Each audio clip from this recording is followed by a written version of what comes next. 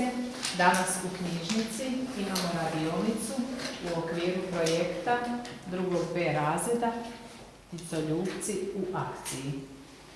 Svatko od vas će danas izraditi po 2 straničnika, jedan za sebe, a jedan za knjižnicu. Pticoljupci su vam pripremili izrezane kamere, a vi ste, nadam se, ponijeli pribor kako ste se dogovorili sa vašim učiteljicama za izradu straničnika. U samom procesu rada pomagat će vam i učiteljice i učiteljica Ranka i ja ću vam također pomoći ukoliko nešto bude trebalo. Evo, želim vam uspješan rad i da se lijepo osjećate pri izradi straničnika. Hvala, pljesak veliki!